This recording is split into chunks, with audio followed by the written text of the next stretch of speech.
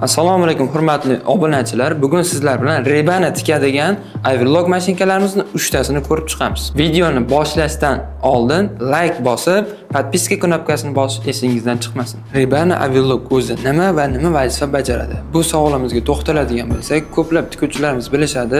Futbolka, sviter, har xil kiyim-kechaklar tikkanda rezinka, yoqa yoki bo'lmasam yengga tikilinardi. Bu tikuvchilarimizga sal qiyin bo'lardi. Ya'ni qanday qiyin bo'lishi mumkin?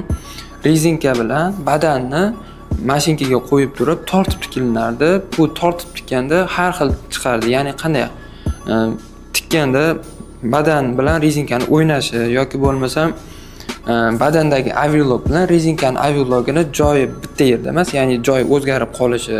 Keyin har xil tikuvchi materialni har xil tortib tikkanning hisobiga yoqalar bir xil chiqmas edi. Mana shu narsani ushbu Avirloglarimiz, rebani Avirloglarimiz tikuvchilarning ishini ancha yengillashtirib, ishimizni sifatli chiqishiga yordam beradi. Ya'ni qanday yordam beradi? Buni hozir mashinkada sizlarga ko'rsatib beraman. Rebani Avirlog mashinkamiz 3 xil pozitsiyada bo'ladi. Ya'ni qanday oddiy oyoqda lapka ko'tarib, mexanizmlari hammasi oddiy bo'ladi. Qo'lli likrovka bo'ladi. Bu Avirlogimizda lapkasini ustida ham tish bo'ladi. Bu narsa materialni rezinkani tortib tikishga yordam beradi. Xo'p, keyingisiga to'xtaladigan bo'lsak, bu mashinkamizga to'xtaladigan bo'lsak, keyingi pozitsiyamiz polniy avtomat hisoblanadi, havoli bo'ladi.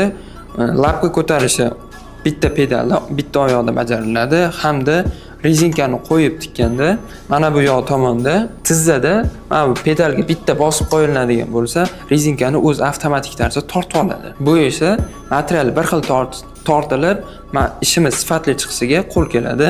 Keyingi mashinkamizga to'xtaladigan bo'lsak, bu ham xuddi shunday avtomat hisoblanadi. Havoli materialni o'zi tortib oladi.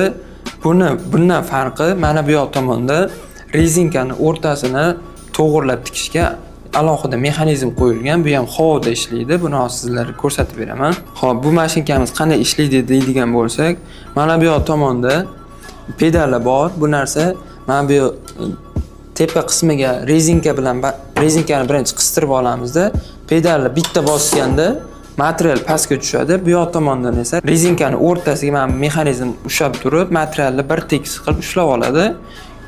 Mana bu yoq tomonda esa materialni rezinkani katta kichikligiga qarab qo'lda bemalol sozlab olishimiz mumkin. Bu mashinkamizning yana bir qulayliklaridan biri, bu mashinkamiz havoli bo'lganning hisobiga materialni kesilganini pastga tushganda o'zini mana bu yerda qopchasi bor, kesilgan ortiqcha materiallarni mana shu qopiga yig'adi. Hamma yerda iflos bo'lib ketishiga, hamma yerda ifloslanmasligiga yo'l qo'ymaydi. Xo'p, keyin yana tikuvchiga qulaylik bo'lishligi maqsadida mana bu yerda alohida stolimiz kesilgan. Bu narsa tikuvchining o'ziga qulayligiga qarab turib, xohlasa stolni bir tekis qilib qo'yaveradi, xohlasa mana bu yerda o'zini mexanizmi bor, ochib turib, mana bu yerdan stolni ochib turib, o'ziga qulay qilib foydalanishi mumkin. Videomiz sizga yoqqan bo'lsa, bitta like bosish esingizdan chiqmasin. Agarda ushbu mashinkalarimizdan qaysi biridir sizga qiziq bo'ladigan bo'lsa, kommentariyada yozib qoldiring.